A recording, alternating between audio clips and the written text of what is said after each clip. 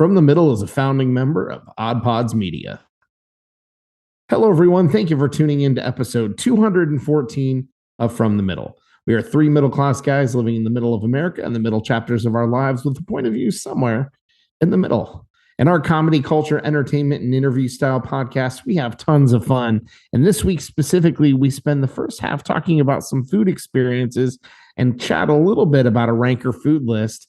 And in the back half of the episode, Kory gets to talk about all the things he saw at the Comedy Store in LA. You're going to freaking love this episode. Check it out. Oh, for the love. Sorry, just clearing my Mountain Dew hole. I got my phone hole cleaned today. That's where you keep it? You're so cerebral and you're so developed and evolved.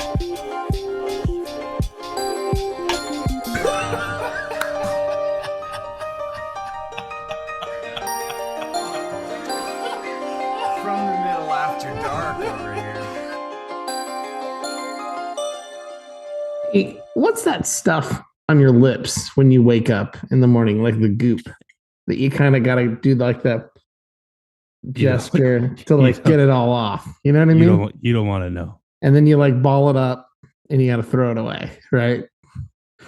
What is that? The exact point where your lips touch. It's made a line across your lip.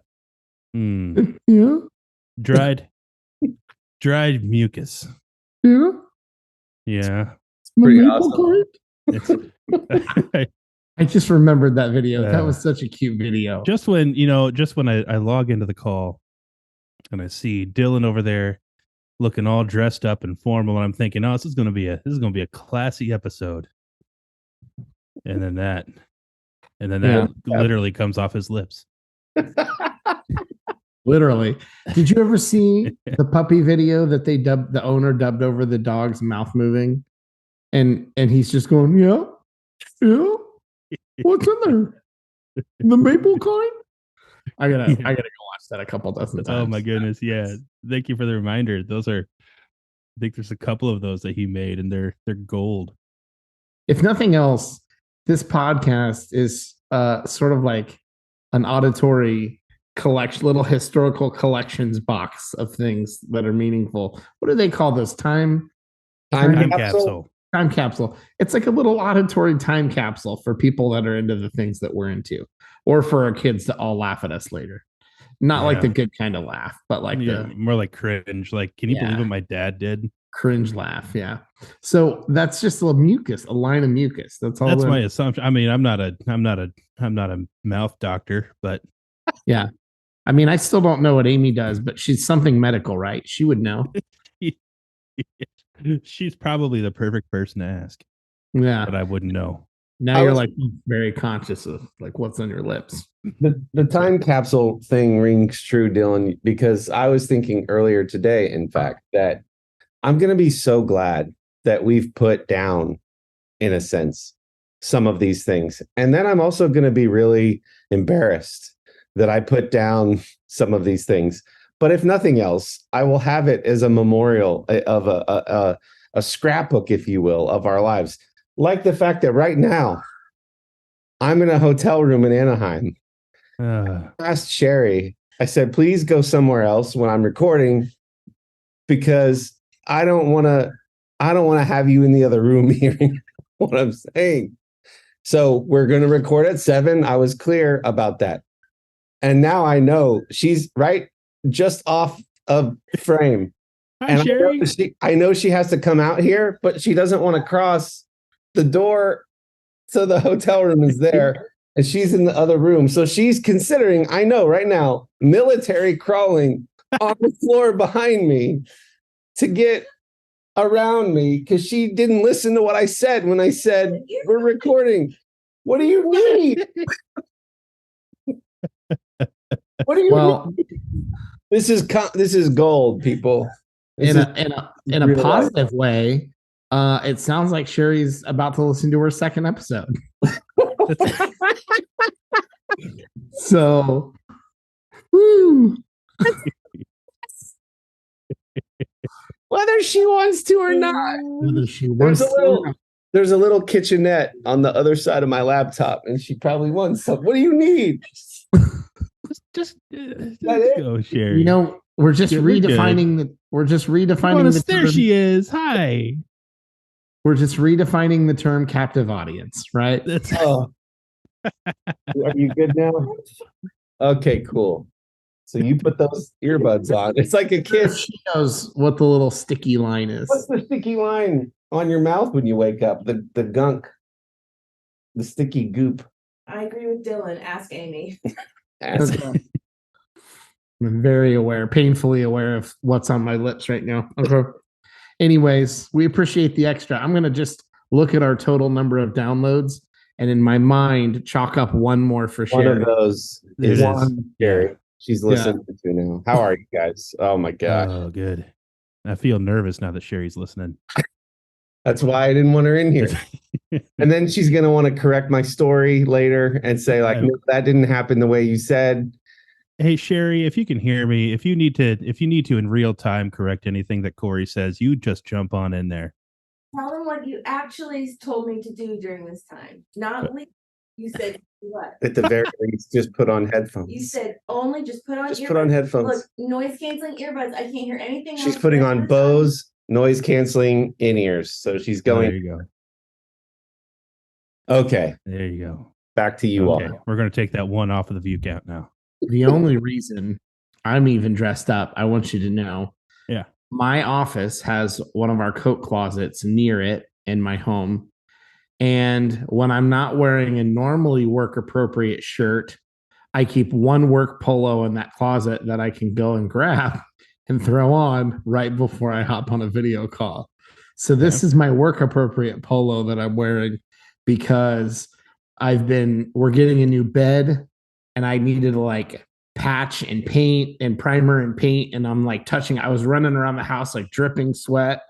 So I'm like, I'm grabbing the polo and I'm throwing a hat on so I There can you go go. record this thing. Yeah. So, Were you doing housework with your shirt off? well, Like I Matthew have McConaughey? no, God, no. So all of you can put away that No. message. No, I had a white t-shirt, V-neck t-shirt, but I'm too pale to put that on film anywhere. I know we're gonna have YouTube come down and record this. I'm too pale to put that on film. And the shirt was probably like yellowed in its grossness because I was painting and sweating. And so I thought that's a little much to put on YouTube. Like that's going to get the NSFW tag if I like throw that up on YouTube in the episode. So no, so this is my professional polo that I can wear on video calls. Did all that hard domestic work make you long for a cool Gatorade? Oh, man, I wish I had Gatorade right now. Although I'm drinking another one of the Cokes. It's pretty good. Yeah. Is that like a little tiny Coke? It's a regular. It's a regular size Coke. It just it's the one we had in studio. It's okay. Yeah. All right. Yeah. All right. So you do have normal size hands. Yes. Okay. Yeah, normal size hands. Never been accused of that before. Anyways, so Kory, you're in Anaheim. If you weren't watching on YouTube, I was doing my Angels in the Outfield. Yes. Angels in the Outfield motion. Tell us a little bit about where you are other than Anaheim. We could save the bulk of the story for later if you want. But the reason I am here, if you've not been following along, my daughter was accepted into a summer program for high schoolers at Pepperdine in Malibu. We're very proud of her. There's 100 students. I thought it was 200. We found out that it was 100 students a year are accepted. It's an 8-year-old program backed by the Eli Lilly, the pharmaceutical company. Eli Lilly does a really big endowment for nonprofits, colleges and universities with faith-based initiatives and backgrounds and stuff. So she's qualified for this thing. It's basically meant to act as a bridge between your junior and senior year and college. So they do a lot of life mapping and leadership stuff. And there's nights of worship, and they're doing some service projects in Hollywood. And we're really excited for her. So we knew that she was going to that. We didn't feel like throwing her on a plane and just leaving her to her own devices. And so we thought, let's go out with her.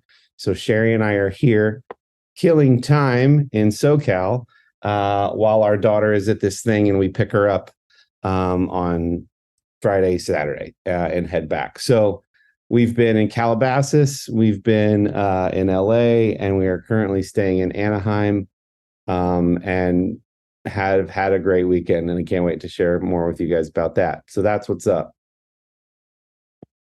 So I have a question for you. Yeah. We're going to get into a lot of your story, quite obviously, because Dillon and I know a piece of it.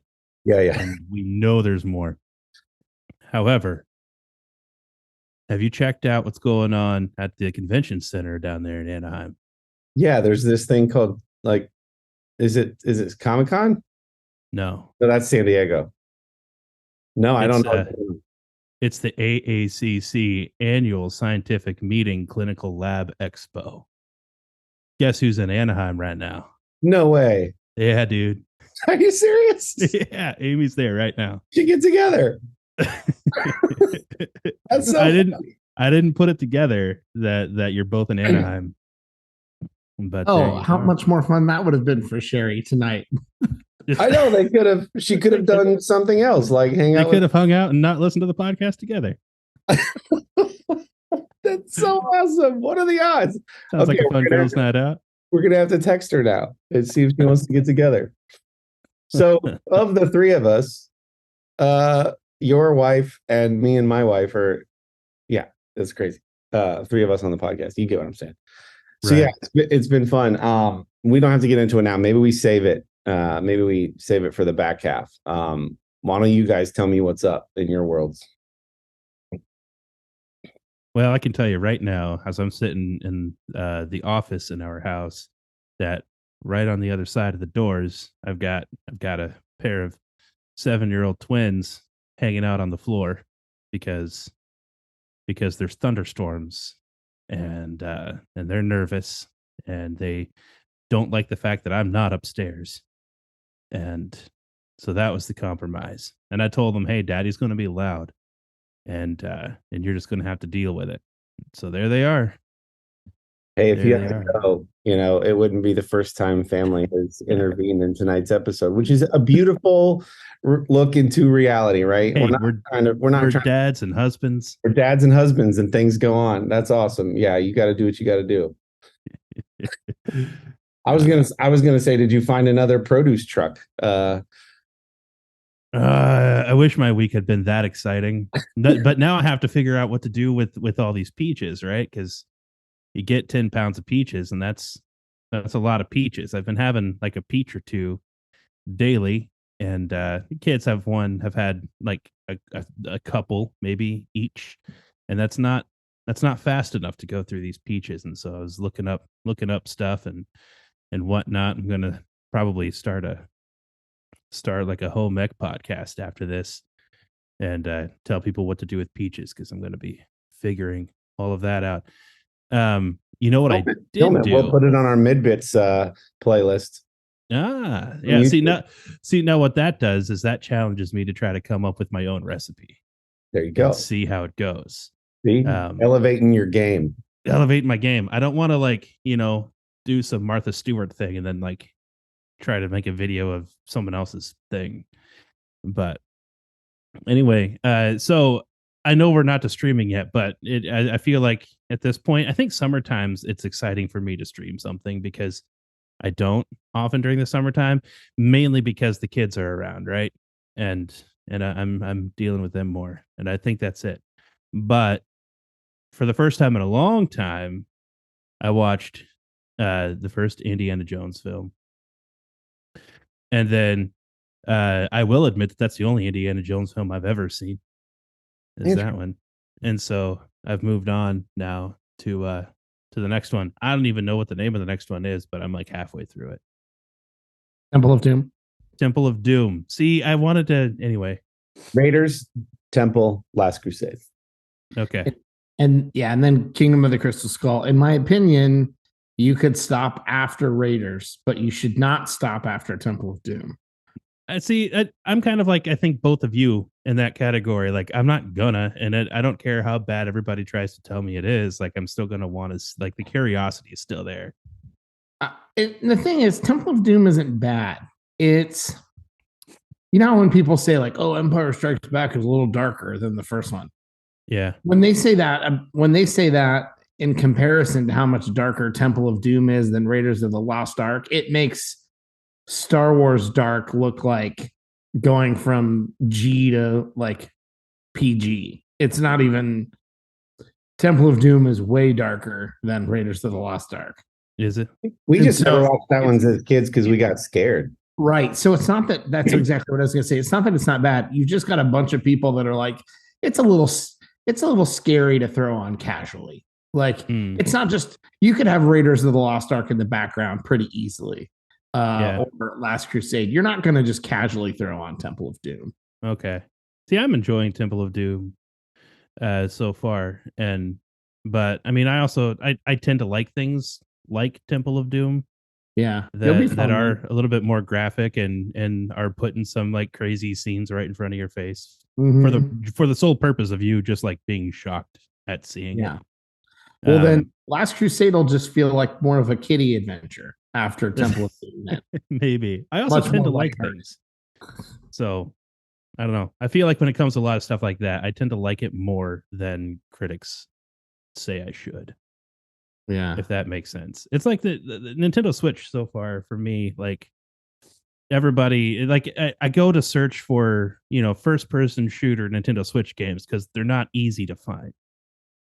And like when you do that, you come across all these people saying, if you're looking for first person shooters, don't buy a Switch because it all sucks. And that's what I've heard and read. And even some of the games that they have said to avoid if you like first person shooters. Like I've been playing through Metroid Prime, which is I think the only first person shooter Metroid game. And I'm loving every minute of it. So I don't know. Haters be damned. I'm probably going to like it at least enough to say that it was okay. Okay. I heard everything you just said. I agree. And we were talking about how GoldenEye is problematic on the Switch right now. So I feel you, but I wouldn't say all FPSs are a problem on the Switch. Back to what we were saying earlier in regards to your wife. So I texted Sherry. Who's right there. And I texted her. Yeah. Realize Amy's here. And so she goes, I'm going to start texting her. The conference center that you just described is literally across from our hotel. I assume that that's where it is. Like it's a international event. So my guess is it's at whatever the biggest venue in Anaheim is. Yeah. And our hotels are right by each other. Like we're definitely getting together now. It's going to happen. That's so funny. Anyway, that's awesome, man. Right on. By the way, I tagged the Peach Truck in our episode post last week, and they commented. They peeped our post and gave us a little eyeball emoji and a peach emoji. So nice. They're big fans. They're looking at our what? Exactly. Does that mean they're looking at our butts? I don't know how to read these emojis sometimes. When am I supposed to read the emoji literally? And when am I supposed to read it as the euphemism that it has become? Yeah. Contextual clues. Yeah. Okay. Those things that the younger folks don't have in actual conversation, they somehow have in text conversation. And is it still and we have the opposite problem. And is it still a euphemism if it's just an image, an emoji to imply a sexual thing? Maybe a euphemism of idea. Okay. Perhaps. Yeah. Just checking. Dillon, my brother, other than looking snazzy in your work call, Polo, what's up with you? I'm whelmed. Doing good. I just saw a funny tweet. You want me to read it? It feels like a summertime tweet. Dasani water tastes like it's been sitting in a water gun. In a water gun. And then it very distinctly took me back to like what that was like when you pop the the water thing off like the super soaker, and like if you ever drank it or like poured it on yourself, yeah, it was very plasticky. Yeah, Oh, yeah. I thought Yeah. that was really good. I mean, there isn't a kid alive who hasn't squirted himself in the mouth with a water gun. Yeah, exactly. Then here's a headline for you, and then I'll talk about something that I did that is 1 billionth as exciting as being in Anaheim, but just the most recent thing. So this is from March of this year from Daily News. A man dual wielding raw steaks slaps diners in the face at a vegan restaurant, yelling, "If you don't eat your meat, you can't have any pudding."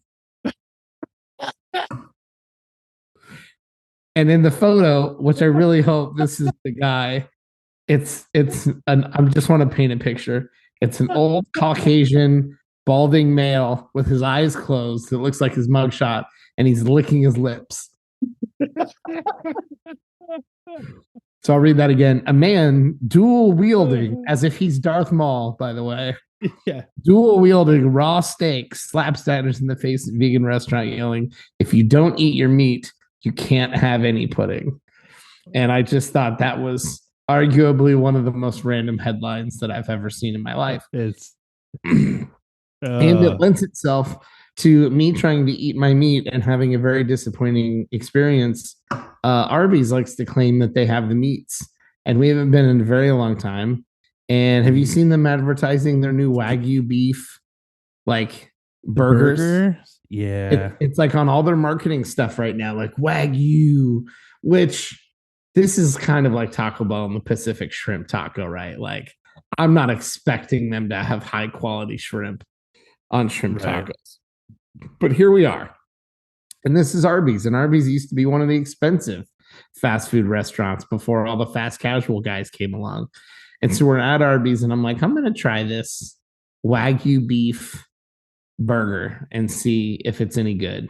And it pretty much was like, it really was a combination between like a single patty Big Mac and like a bad Whopper from Burger King was kind of what it was like. I don't know what made it Wagyu, if it was supposed to have better flavor or not be frozen. It was half the worst of Burger King and half just a Big Mac, because it has like its own burger sauce, and you can tell they're just trying to do like a Big Mac sauce that's a little bit smoky or something. And I'm disappointed. I really, the only place I really like mozzarella sticks. They're the only fast food place that we ever go to that has mozzarella sticks. And I know for sure you'd get a container, and those mozzarella sticks would stick out about this far out of the top of the box.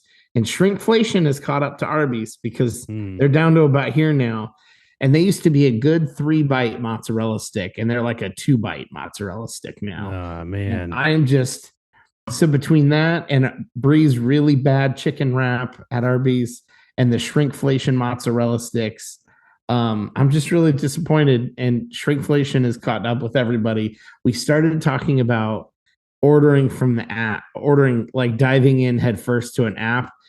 And the reason why I started doing that was because somebody was saying in an article, all the fast food places now are so much more expensive. They're basically fast casual prices. You can go to, Chipotle or Piata or, those type of places now and basically pay the same amount as a normal fast food meal. That if you're not using somebody's app to buy food regularly, you're paying way more than you should be, because the apps are where like all the promos are and the exclusive discount codes and freebies. Like that'll get you a little bit closer to what you used to think you were paying for fast food. And so all of that is the most recent experience at how bad Arby's was. And then why I was using the app. Have you guys noticed like shrinkflation at any of the restaurants that you go to? Things getting smaller, drinks getting smaller, prices going up. I mean, generally yes, generally no. Have you noticed it more anywhere in particular? I've found places like Chipotle, if you do mobile pickup, it seems like your burrito is a lot smaller than if you go in and have them make it. Yeah. And that's one of the ways that I think that they're like, what are you going to say when you're driving through to pick it up and it's a little smaller than you'd like? Are you really going to stop, get out of your car, come in, tell us about it, have us remake it?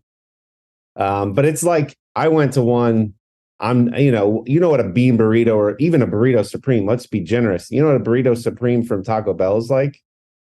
That's what the Chipotle burrito was for my mobile pickup lunch order. Oh man. I was like, come on now. You used to pride yourselves on giving me a burrito that I would have to hold with two hands and couldn't put it down once I started because it was just spilling out the open end. So yeah, I would say so. Unbelievable. Any other examples? I also have an article from Ranker that ties into food because I didn't want to just come in and be a Debbie Downer and crap all over Arby's. There's a visual. Right. Go ahead with your ranker list. Yeah, if you need someone to defend Arby's, like I'll be your guy. I guess I'm a big Arby's guy. I'm here's an the Arby's thing, dude. like, Yeah. Their premium nuggets are actually pretty good chicken, like Oh yeah. strips. I like a good Jamocha shake every now and then. Sure.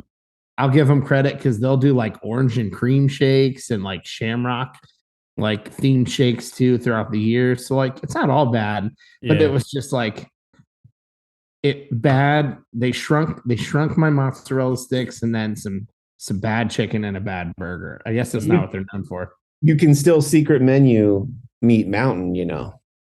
I maybe have to do that. I don't know that that's going to be any better though. I think that's worth a mid-bit video on our YouTube channel. If you don't know, folks, that's every meat that they have on one sandwich. Yeah, which I don't know. Our Arby's is roast beef sandwiches, man. I mean, call me a boomer, but that's what I get when I go there, and I don't stray. I've tried straying, and I've been let down. And I'm like, you know what? You're the roast beef place, and you can try all the things you want to try. I'm not going to try it along with you. I'm going to get your roast beef. That's what I'm going to do. That's the thing. I normally just go and get like a half-pound plain roast beef sandwich and maybe the mozzarella sticks, and I normally enjoy myself. Yeah. I don't worry about the fries anymore. I don't worry about the whatever, but like I can normally count on those two. Mm-hmm. All right. So this is an article from Ranker, and the premise of the article is basically foods that people think it's cool to like poo-poo or crap on, but actually are pretty good. Yeah. Okay. So there's 12 of them, and we can do a quick thumbs up or thumbs down, or feel free to jump in with comments if you want. The 12th one is just it says old school salad drowning in dressing. And the picture is just all romaine lettuce and like cheese. That's it. And dressing. Nothing wrong with that. I'm good with that one. We feel good about that? Yeah. All right. Yeah, there's nothing wrong with that. That's like most kids' dream salad when they're little. They just want like, just give me all the dressing and cheese. Number 11, 7-Eleven hot dogs. If they're generically saying gas station hot dogs, I'm good with that one too. They're specifically saying 7-Eleven hot dogs. Yeah, I guess I don't know. I don't know. We don't have 7-Eleven around here. 7-Eleven. So. That's true. All right. Well, let's just say that that's probably true. Number 10, Jack in the Box tacos. Have you guys ever had Jack in the Box? I think I have, if I remember right. And like again, we don't have Jack in the Box around here, but I think they're similar to like the tacos that Burger King tries to have every once in a while. I think they're the same kind of taco. Where I think it's basically like a frozen taquito, only still in the shape of a taco. Wasn't rolled up all the way. Okay. Here's one of the comments, and on Jack in the Box, and I've never had it, but after this comment, I realized I've quote had it, but never had it, because it made me think of Cece's Pizza. I've had Jack in the Box like twice in the last 10 years, and both times I said to myself, I want the tacos, not because they're good, but because they're bad. And I thought, yeah, that's like Cece's. I know this isn't good pizza, but for $5, this is good pizza. It's so bad. I remember like I've been to a Jack in the Box once through a drive-through, and I remember thinking to myself, looking at the menu, like they just want you to add tacos to whatever it is you buy for like 35 cents. Oh yeah. And Did we like lose Kendall? Oh, he's back. we ended up getting like a sampler platter thing from there because like we just really wanted to give Jack in the Box a shot. And I remember thinking, yeah, I don't feel like I need to do this again. Okay. So Number 9, spam. And a lot of the comments are spam as a compliment to breakfast. Like, do it with on a breakfast sandwich, do it with fried eggs, do it with, here's like, do it on a bed of rice with onions and peppers. So it's a lot of spam, probably because of all the salt. Put that in with other foods. I yeah, can see that. I can get down with spam. I feel like spam is one of those foods that has more haters than it has people who've actually tried it. Yeah. All right, number 8, American cheese. Love it. Somebody says American cheese. People make fun of it, but it has specific uses where it outshines other cheeses. Do I eat it on Absolutely. its own? Usually not. Would I put a brick of it on a cheese board for a fancy party? Absolutely not. Is it among the best cheeses for a cheeseburger or grilled cheese?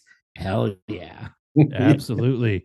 You want to, I mean, one of the reasons why you can't make an omelet taste like a diner omelet is because you're trying to put fancier cheese on it. That's one of the issues. One of the reasons why your grilled cheeses suck at home is because you're not, taking cellophane wrappers off of pieces of processed cheese food. That's Absolutely. Why. Totally agree. It has its purposes. Number 7, Little Caesars Pizza. Amen. It's better than a $5 pizza has any right to be. You can't get a frozen pizza that good for that price. I've been on record many times about my love for Little Caesars. Yeah, and another comment compares it to Domino's or Pizza Hut. The one thing we all agree on is nobody dares try to do stuffed crust except Pizza Hut. So like Pizza Hut keeps winning because they're at least willing to like try. Oh, Little Caesars does stuffed crust. Oh, do they do stuffed crust now? Oh, they do. Yeah. Gonna have to try it. All right. Somebody else said, I didn't see one reply in this thread that talks about how crazy good their crazy bread is. Garlic, check. Parmesan, check. I like it better than Olive Garden's breadsticks, but their pizza is far better than anything else near their price point, except maybe Costco or Sam's Club. There we go. A little bit of love for Little Caesars. Number 6, and I don't know why anyone would want to disagree. Instant macaroni and cheese. I do disagree with that one. No, I was hung up by the Kraft box. After I sit and think about the word instant. Okay, I was thinking just like macaroni and cheese from a box. Oh no. Annie's shells and white cheddar with a few dashes of green Tabasco sauce. Absolute heaven. Kraft dinner every day. See, I think some people are just looking at the Kraft and not the instant. The instant's kind of watery. Okay. There's a difference. What's the difference here? I don't know. See, I was thinking Kraft box in my head. I think it means the ones that you add water to and throw in the microwave. I think that's what it's supposed to be. But I think I've never had those. I think what people are doing, or what I did, which is I just saw the Kraft box and went, yeah, I'll eat a box of Kraft. Sure. Interesting. I've never tried the instant. I'm not a Kraft box fan personally. I'm a Velveeta fan, but not the Velveeta box thing. It's a making Velveeta Shells mac and and cheese. It was shells and cheddar. That's one of the generic like Velveeta like mac and cheese. Oh, they have one called shells and cheddar. Yeah. But just like buying the brick of Velveeta cheese and melting that down, putting pasta noodles in it is wonderful in my life. It's interesting you say that. Number 5 is cheese dip with the assumption that it's made from Velveeta. Oh, Velveeta and Rotel. Yeah. Make a powerful combination. Somebody says, I mix in hamburger. I could eat that every day, forever, cold or hot. Yeah. Kory and our mom used to make it with the hamburger, the dip, and the crock pot all the time. Yeah, tortilla chips. Anyone that hates on Velveeta and other fake cheeses is just a food snob. All right, number 4, Sloppy Joe's. Heck yeah. Let's see. Somebody says there were so many Nickelodeon bits making fun of it in the 90s, 2000s that I was conditioned to think it's gross. Recently had a friend make homemade sloppy Joe and absolutely loved it. Seriously, if you like chili, you will very likely love a good sloppy Joe. If you like ketchup in meat, Yeah, chili's an interesting. I would not conflate chili and sloppy Joe. I think the only thing that would have turned me off as a kid were like chunks of onion and tomato in it. But if it was just the ground up meat with a sauce, heck yeah. I'm not upset about that at all. Number 3, instant ramen. Yeah. Great. Love it. No complaints. Number 2, McDonald's fries. I don't know who complains. Does anybody about not like? fries. I'm pretty sure 100% of the American population is a McDonald's fry person. What's the core question here again? What's the title of this article? Supposedly bad foods that people say are actually delicious. Maybe because people just crap on McDonald's as a whole because it's That Maybe. Or you, if you watch Super Size Me and see that they don't ever change their shape or color after being left in a jar for months, yeah, bad for you, sure. But bad food, bad tasting, no. Well, I don't think anyone's going to be shocked by number 1. My favorite, everything from Taco Bell. Everything at Taco Bell. Yes. Here's some of the top comments. People roast Taco Bell for causing GI distress, but I've never had an issue with it. Mountain Dew Baja Blast is one of the few sodas I enjoy, and the chalupas are banging. It's great when you're on a budget because I've never gotten so full for so little money. 2 of the $1 menu burritos will have you stuffed. Oh yeah. Amen. People who fail at digesting Taco Bell are weak, and their bloodlines are weak, and they have no place in modern society. But in seriousness, Taco Bell probably isn't even in the bottom half of places that'll give me GI issues. Yeah. And then this one, people only have stomach issues from Taco Bell because the beans give a healthy amount of fiber and their bodies aren't used to it. So there you go. A bunch of weaklings who aren't used to the fiber. That's awesome. Hey, speaking of Taco Bell, they've got if anybody is a volcano sauce lover like I am, they're rocking the volcano menu right now. Yeah. And Bringing them back from the all 90s. about that. Yeah. I'm excited. So there's a big chain out here, Del Taco, which best guess just from looking at their menu and like seeing the building. And I guess it's like a Taco Bell type of place. I'm excited to see if it's even kind of close. Report back. I need to know. You know who else can report back? Amy. And here's what's crazy that's happened all while we've been talking about this Ranker food list. So Sherry did, in fact, military crawl behind me back into the bedroom and back out. I so badly just wanted to tilt this camera down and like show that, but I didn't want to embarrass her. So she just sent me this picture. This building is Amy's hotel. This building is our hotel. Wow. We share a parking lot. We're right beside each other. So not to dox us because this will like drop on whatever day and we'll be out of here by then. But crazy. So Sherry just came and got the keys. They're gonna go hang out somewhere. Del Taco. They need to go to Del Taco. Going to Del Taco in the Jeep Wrangler, not Jeep Wrangler, Jeep Gladiator that we're renting. Oh, fancy. That's fun. You gotta tell me how you like that. We will talk about that and more after we hear some words from our friends in Odd Pods Media. Hey, this is Russ. This is Kyle. This is Michelle. From the Infectious Groove Podcast. Join us every Monday for the most fun you can have with a music podcast. The Infectious Groove Podcast uses a positive and fun approach as we take time every week to share our jammy jams, then dig into a thought-provoking topic discussing all decades and genres of music. You can find the Infectious Groove Podcast on all major podcast platforms, or you can head to infectiousgroovepodcast.com to find us there and subscribe. We might have a controversial opinion here or there, but we always have fun with it. Oh, I'm sure I'll say something dumb. Subscribe to the Infectious Groove Podcast, part of the Odd Pods Media Network. So we land in Long Beach Airport and I stop at the Avis counter. And here's a just pro tip. If you're ever getting a rental car, just say the following, just like you should at hotels. You don't have to be a jerk about it. You have people skills and you say, hey, listen, I was wondering if you had any complimentary upgrades available.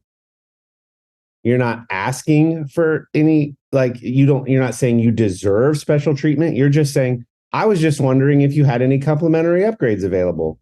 Mm-hmm.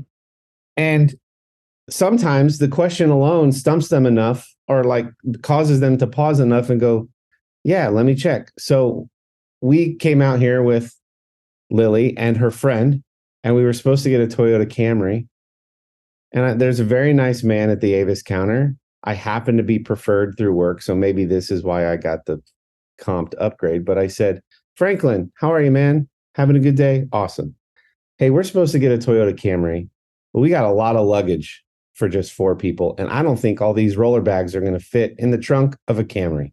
Do you have any complimentary upgrades available that would either be in the larger category or in the fun category? And I give him a little wink. And he's like, let me see what we get in the back, man.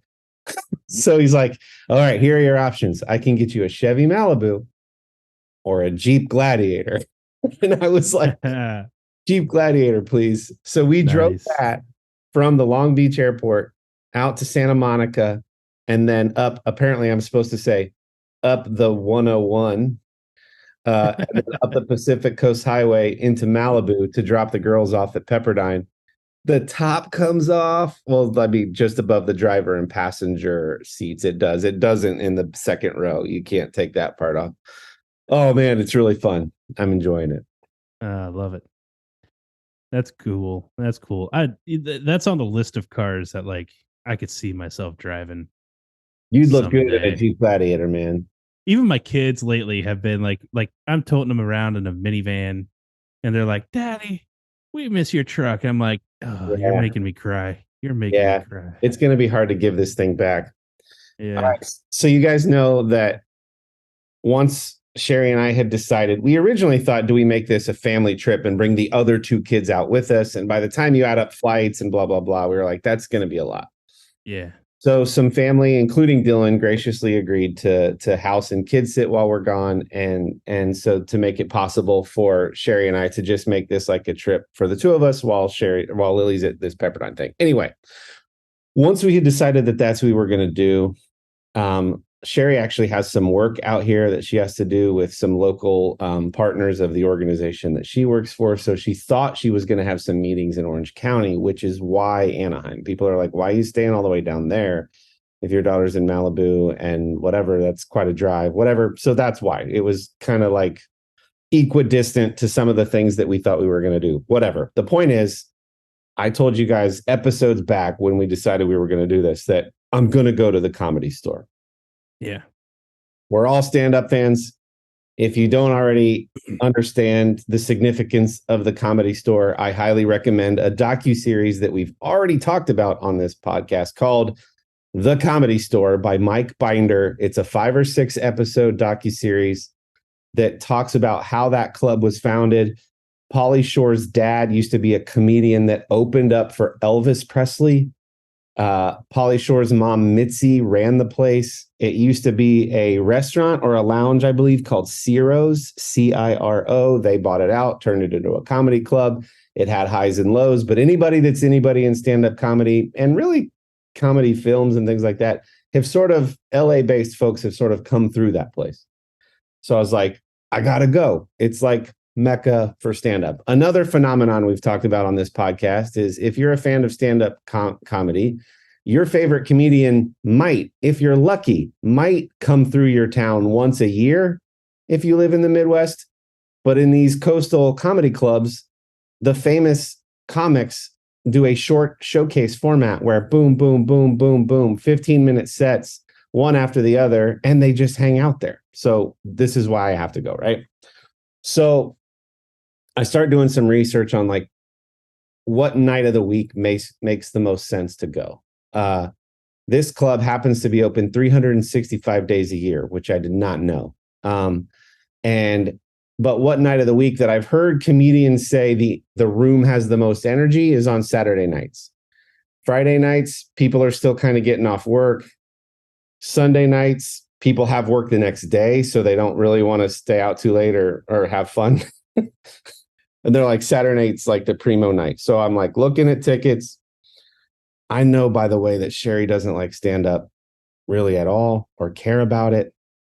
And I had a bad experience once where I invited a friend to go see a comedian, and that friend didn't know the comedian that much. And I kind of wanted somebody with me who like really liked that comedian to like, and I didn't want the same thing to happen by dragging Sherry to a place that I deeply care about visiting. But she was like, that's really far away. It's like an hour and a half. I just can't imagine not going to a place that means so much to you. So I get us a 2-person, it's called a VIP table. It's right at the edge of the stage. Literally, my knees are touching the stage. So she's going to come with me. That's the plan, right? All right. So we're coming. We leave. We drop Lily off at Malibu. That night, we stay in Calabasas at a wonderful hotel that I'll talk about later. Maybe I highly recommend. And then that next day, we drive through LA during the day because I want to scope it out first, figure out parking, and time it so that I get the most out of our experience that night. It's a 10:30 local time show.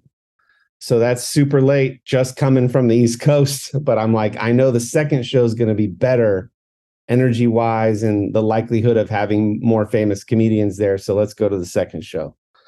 So she's like, okay, we're doing this. So we visit during the day. I get some good pictures of the outside. If you don't know, the comedians who have been passed or have been approved to be regulars, paid regulars at the club, have their names out on the wall. And so I'm taking pictures of some of my favorite comedians' names on the wall and just whatever. So we go back to our hotel, our new hotel down in Anaheim, take a little cat nap so we have enough energy to just really enjoy. One of the ideas that Dillon had planted in my head was that I should take stickers from the metal stickers, which are still available for purchase. Just look in the description below to figure out how to get your own. But he's like, hey, if you're going to meet some of your favorite comedians, you should give them stickers of our podcast, or just like put them on a trash can or like on a little corner of a wall somewhere once you're there, right? So I was like, that's a really good idea. And I happen to have a couple in my headphone case. So I was like trying to take a cat nap to get enough sleep to go to the store when I'm thinking about like, I'll give him a sticker, but if I'm going to give him a sticker, I might as well just attach a little note to it. And if I'm going to attach a little note to it, I want to be thoughtful about what I say. So, now I'm trying to sleep while I'm writing in my head. Yeah. Bobby Lee, thank you so much for all the light that you bring into this dark world. Here's a little sticker. You helped inspire me and my brother and a friend. We've had a lot of community. Now the letter's getting way too long and it's unorganized. So now I just need to wake up, let Sherry sleep, come out to the other part of the hotel room and start writing this note properly. You guys, I'm so in my head. So anyway, now I got to do the math. Here's another crazy little side thing about LA, which you've heard the traffic is a nightmare. Around Columbus, traffic at its worst might mean that you're 5-10 minutes later than traffic at its best. The variance of how much your travel is going to be impacted by the traffic is at most what, like 15 minutes if we're getting real crazy, bumper to bumper. On a normal traffic rush hour kind of day, yeah. Here it's the difference of up to hours, right? So I have to look. I have to be continually plugging in the Comedy Store address to determine when do we need to leave on a Saturday night to be getting there in good time for the doors that are going to open at 10. So I'm like, okay, right now it says an hour and 45, 10 minutes later. Oh, right now it says an hour and 11 minutes. So I'm just doing the backwards math. Yeah. I'm taking too long for this story. So we arrive an hour early.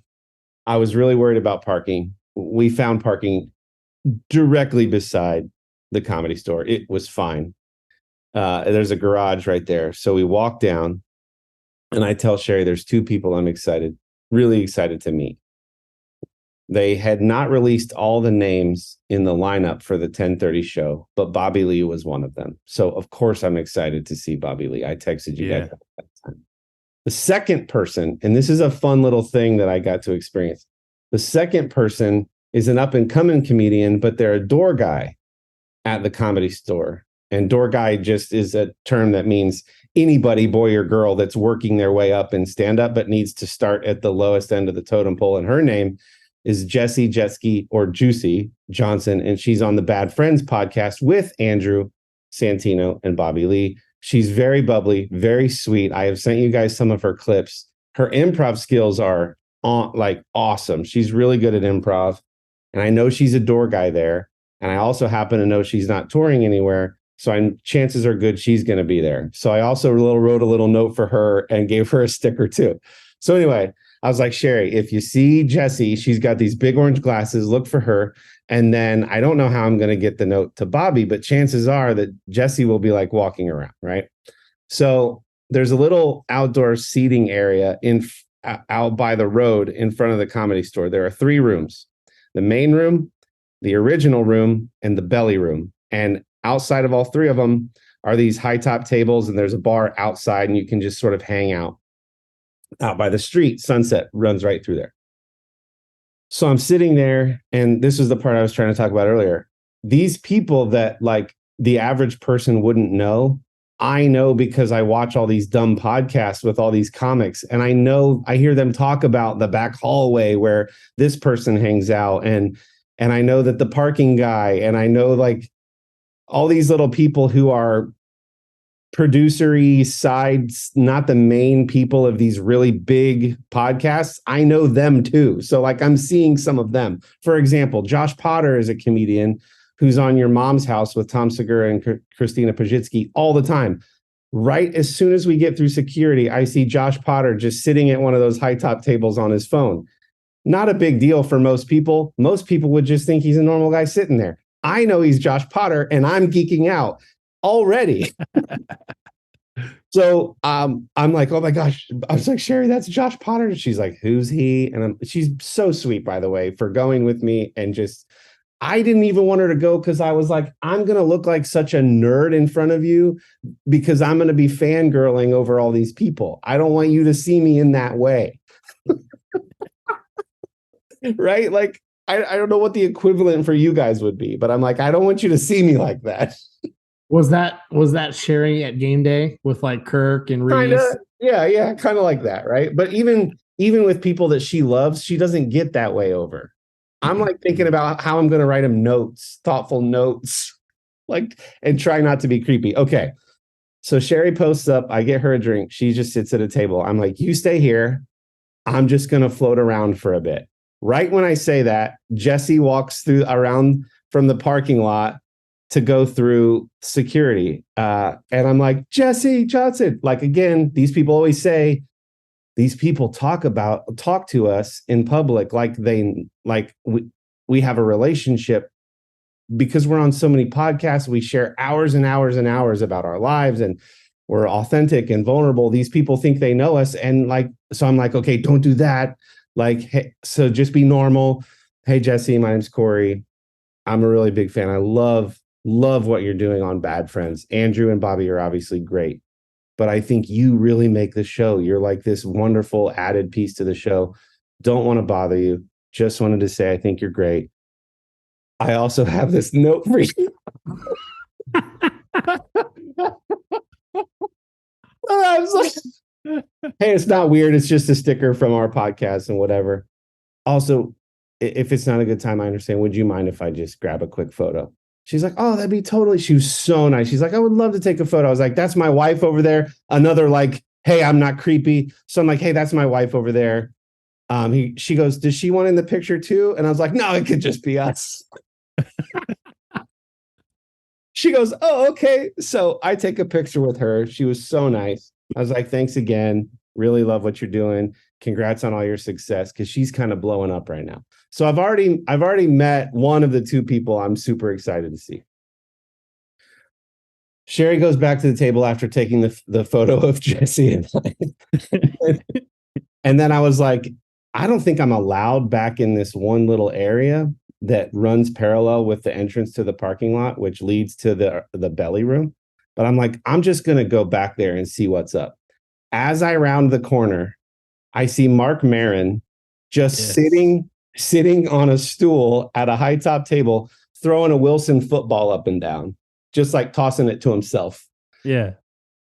As I'm taking all that in, like, this is Mark Maron. Like, if people don't know, people think Joe Rogan like started the podcast thing for comics. No, yeah. It's Mark Maron. Mark Maron got the podcast world, not even just for comics, like going. The whole world started, right? So everybody was listening to Mark Maron. He's just sitting there totally chill, just leaning his back against the wall, just like throwing this football up and down. And if you tell me that you didn't know what to say while he's throwing a Wilson football up in the air, I'm going to say, what a missed opportunity. You have literally a better opening line than everyone on the planet minus 5,000 people. You guys, I can't even convey to you. I can't even convey to you how much this means for someone who likes a subculture of things, stand-up comedy. For me to have already seen two people that I know from podcasts that I watch almost every week, to then turn a corner and see like the godfather of podcasting and a phenomenal stand-up in his own right, just chilling. And then I'm trying to go like, don't make a weird face. Don't just stare at him. He's 6 feet away, you guys. I'm like, don't just stare at him. You wouldn't have just walked around this corner without a purpose. So you have to look like you were either going somewhere or looking for someone, but like you're also just now standing in the middle of this little walkway. As I'm thinking this, Nikki Glazer walks out and starts talking to Mark Maron. So now I'm looking at Nikki Glazer and like her assistant or producer or friend or whoever was with her. As I'm like staring at her, I see Pauly Shore. I see Pauly Shore pacing in the hallway because he just came off stage. I'm just like, hey. So I go, hey, Mark, just really big fan. Love what you do. Fun fact, that football you're holding. Yeah. You know, is made in the little town I'm from. It's a small village called Ada, Ohio, and it's the only place in the world where Wilson footballs are made. Anyway, that's weird. I just wanted to say, hey, love everything you do. Your podcast is great. I've never listened to his podcast. You haven't. Your podcast is great. His podcast is great, by the way. Which I was taking your word for it, right? And I was like, so anyway, I was like, hey, I know you're just kind of chilling back here, and I understand if it's not cool, but would it be all right if I just grabbed a quick picture? He's like, yeah, of course, man. He's like, it's going to be weird lighting because there's these bright red lights. He's like, it's going to be weird lighting. I was like, it's fine. So I snapped a quick picture, and then I turn, and Nikki Glazer has watched this whole awkward exchange, and she's just gracious. And I go, Nikki, you're awesome. And I gave her a fist bump. As I'm like now looking past her to Pauly Shore. When I'm doing that, Drew Lynch walks out. Drew Lynch is the younger comic who's got a bit of a stutter, and he's like blown up on Instagram and stuff. So Drew Lynch walks out. So I'm like there's so much happening. And my show, the show that I have tickets for, isn't even kind of starting yet. It's like still 40 minutes away. So I go back to the table that Sherry is at the front of the Comedy Store. And I'm like, oh my gosh. But your opening with Pauly Shore was like, I have to just come over and say hi. I don't know how many times my brother and I have probably watched your movies. I didn't get to talk to Pauly. I only saw Pauly. I know, that's what I'm saying. If you had been able to go over and talk to him, if you count the number of times we saw like Biodome and Encino Man and Son-in-Law in the Army. There were some door guys with like earpieces in standing at that door. So I didn't know if I had to actually have a ticket to go through that door. I would later find out that I could have just walked in there because I had already passed through the security outside. Because later I asked another door guy, I'm like, hey, man, am I allowed to use that restroom in that hallway? And he's like, yeah, man, you can go in there. And I was like, oh, cool. Well, now I now knew I could have just walked in there and said, hey, to Pauly. I didn't know if I'd see Pauly anymore that night or not, right? So, okay, so I think that's pretty much everybody that I saw. Josh Potter, Jesse, Mark Maron, Nikki Glazer, and Drew Lynch. Yeah, that's pretty much everybody I saw before it was like, all right, it's generally time to start lining up for our show. And I thought I was at the correct doors for that. We were not. We had to go back out where we came from through security and just go like 10 feet to the main room door, which was on the sidewalk. Anyway, of course, I'm freaking out. I'm like, I have a VIP ticket. Is this general admission? She's like, yeah. And I was like, yeah, but I got early access. Should I be? So I'm freaking out about that. And I'm overthinking all that. And I'm like, I want to be the first person. She's like, sir, you're fine. If you have a VIP table, that means you're one of the only 8 tables that are around the stage. I'm like, yeah, but if I'm first, then I get the best of the tables around the stage. She's like, well, yeah, that's true. So I'm being a total weirdo and a total geek, but I've already had the best night. I could go home, right? Like it's so fun, but I still got to give Bobby his love note. So the doors open up.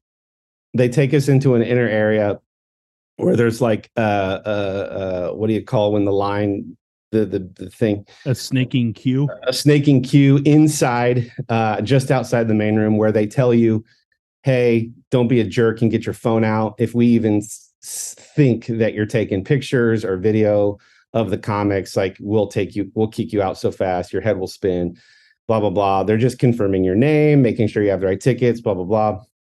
When I see Joel Jimenez is a comedian and door guy and drummer in a band. He also happens to skate. He's been on the Scissor Bros podcast with Jeremiah Watkins and Bobby Lee's brother, Steve. Joel's been on twice, and I've loved the episodes that he's on.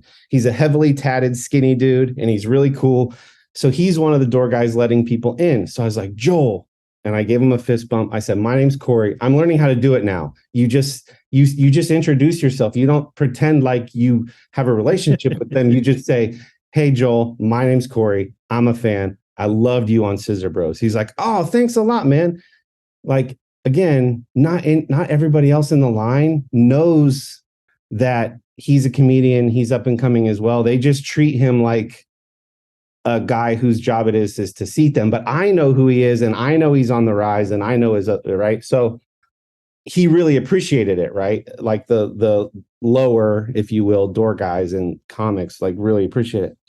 So I was like, he's like, yeah, I really love those guys, man. They're super fun to hang out with. I'm like, seriously, your episodes had me in stitches. I was really laughing a lot when you did this, and I referenced a specific thing which he seemed to appreciate. All right, so another guy at the like host stand right there goes, Joel will seat you and this other group. Well, the other group was in general admission, and because I had already talked to Joel, I was like, hey man, can I just grab whichever of these 8 tables? He's like, yeah man, whichever one you want. So I plopped Sherry and I directly in front of the microphone, and my knees are touching the stage. And now I think all of it hits me, A, who I've just met, but B, this is now my seat for the next 3 hours, 4 hours, who knows? Because the late show, there's no show after it. The 7:30 show, they have to get out by a certain time. This show can go until 2 or 3 in the morning, and it did. So now I'm sitting here and I'm so excited. Okay, I'll spare you like dragging the whole next part out, but just here's some of the funny things that happened. Dude, I'm having fun listening to you. Don't worry about it. Okay, so we're at the edge of the stage. Sherry is just like lovingly looking at me like, I'm so glad that this means so much to you, and I'm glad that I'm here for it, but I don't understand it.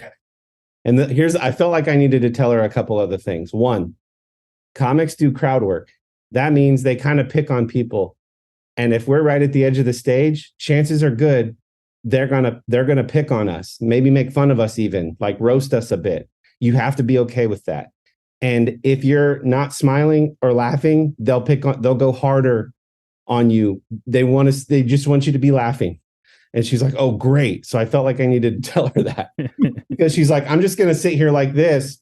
And I'm like, no, that they will definitely pick on you if you do that. So that was one thing I said. And I forget the other thing. Anyway, the first guy that came out, he's a door guy. He was fine. The next guy that came out, he's a writer on Netflix and a bunch of other shows. I'm blanking on his name right now, but he was awesome. So then freaking Pauly comes out. I didn't know he was in our lineup. And when they announced Pauly Shore, yeah, okay. So the stage, if I'm seated, is like at the height of my thighs. Like, so it's about knee high. The stage is about knee high from the ground. So when Pauly comes out, based on what Dillon just said. We grew up on his movies, right?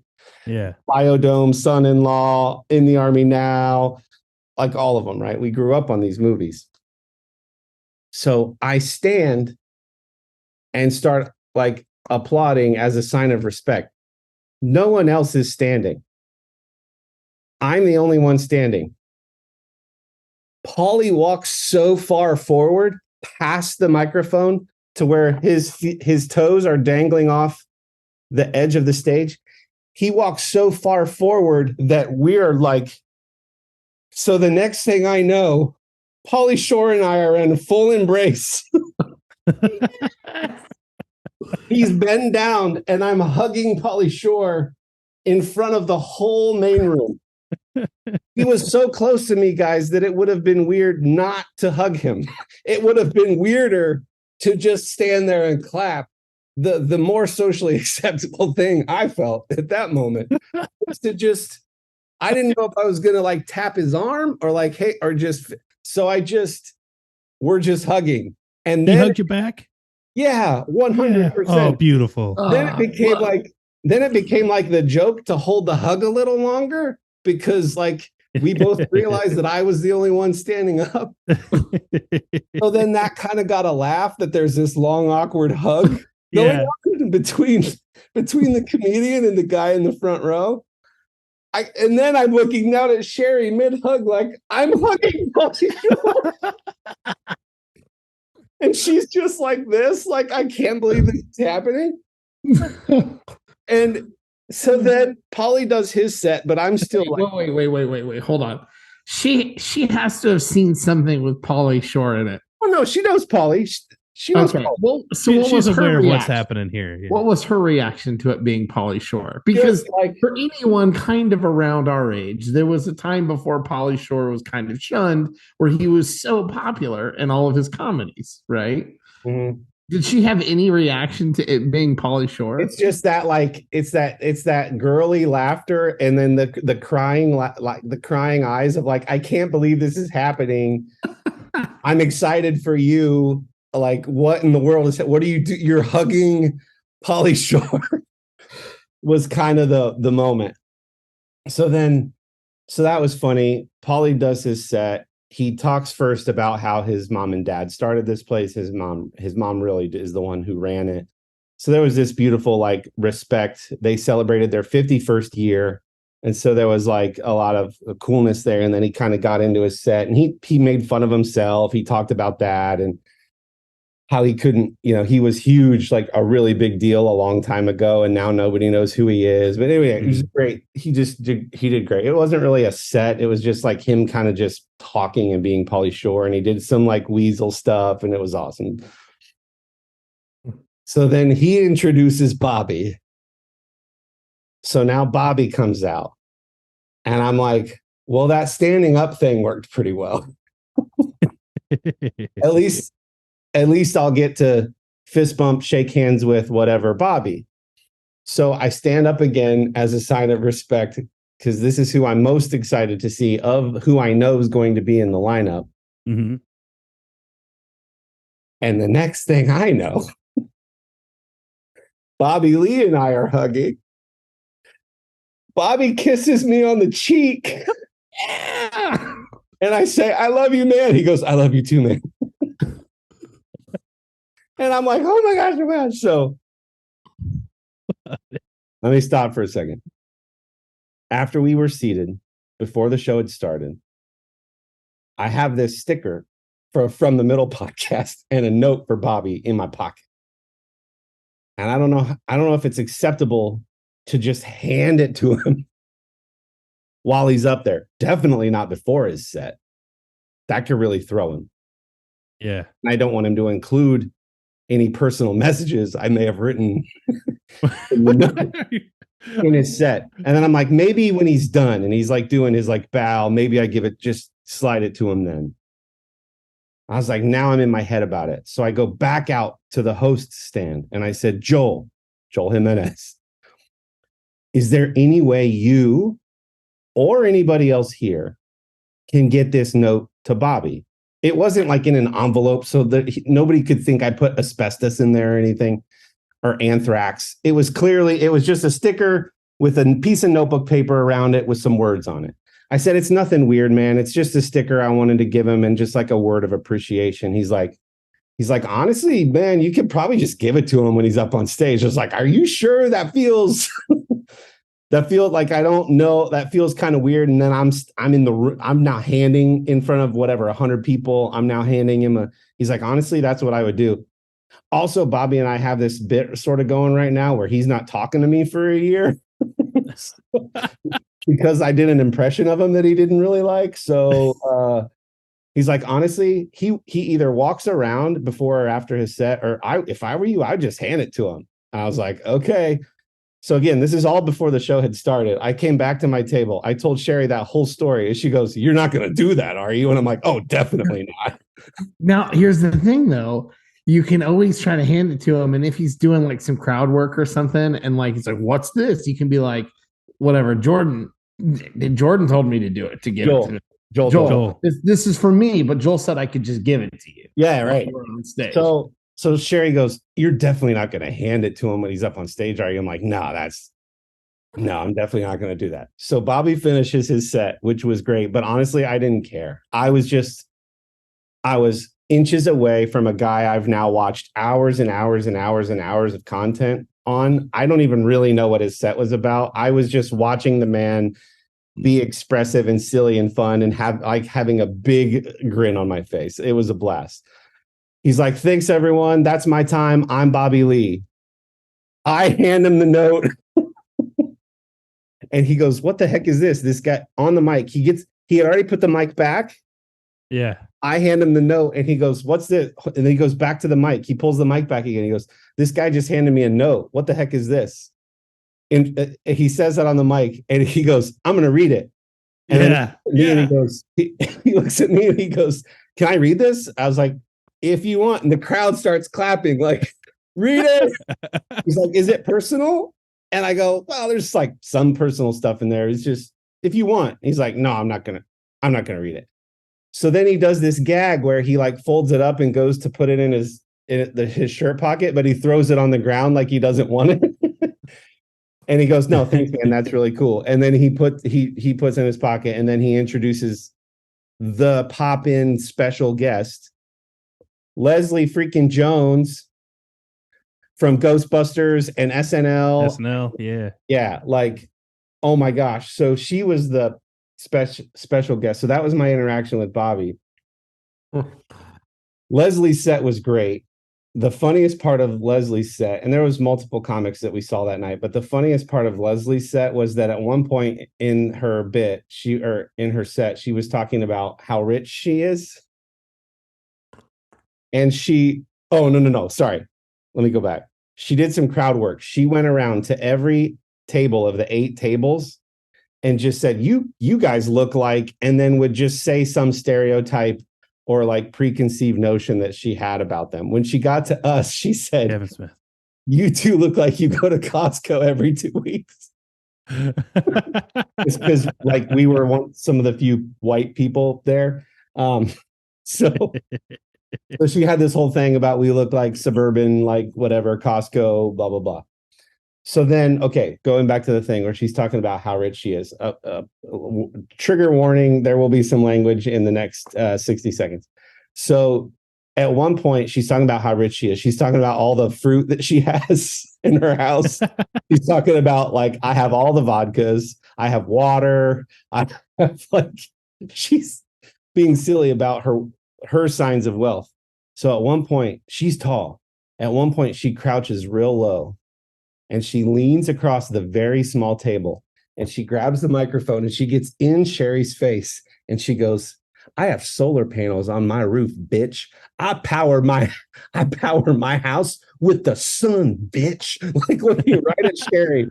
And I'm just like, I look over and just seeing big, loud Leslie Jones saying, I power my house with the sun, bitch, to Sherry, who is like sweet and kind and not used to this sort of interaction, was one of the highlights of my night.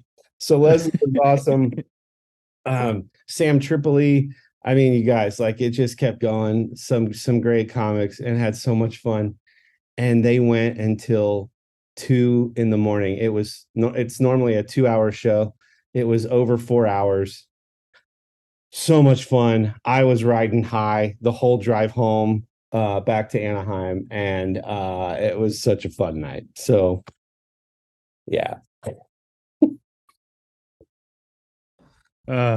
Dude, that is so much fun. I've said it before that like one of my favorite things to listen to is anybody talk about anything that they're passionate about. And holy cow, man, that is the funnest story I've ever heard you say. That was, and you're good. Everybody who listens to this podcast knows of your storytelling capabilities and things like that. And you have like the interesting life. My interesting life is like, I tried to go to a soccer game. It got rained out. Like that's my interesting life. That's very kind. That's kind. Oh man. I'm jealous and ecstatic for you, and just generally giddy that you got the moment that you're in the back hallway and just like person after person that you recognize comes, like even me who like wouldn't consider myself someone who is like super fangirl really about anybody, like would just get overwhelmed by like, okay, but they keep coming. Like, that was it. It was like they were piling on, and it was like, if I could have just slowed down and like taken bite-sized chunks of these little interactions, but it was just like, oh. Yeah, man, I appreciate that. I sometimes think that my storytelling capabilities are lacking, but if nothing else, it is honest when I'm like trying to convey my not knowing what to say and the self-deprecating sort of like trying not to be weird, but only being weirder by trying not to be weird. Yeah, it was just so like crazy. Like I try to think like what else could have happened to make that night better. And I don't know the answer to that. It was just so fun. And I think I just thought this is certainly a bucket list line item has been checked off, but I get why the comics, even the comics who aren't performing, I get why they hang out here. They just come to hang out and be around, because you never know who could pop in. I guess Kanye West was there a few weeks ago and just popped in randomly. That's the thing. Like you don't even know what the other, you're in LA. You don't even know who the other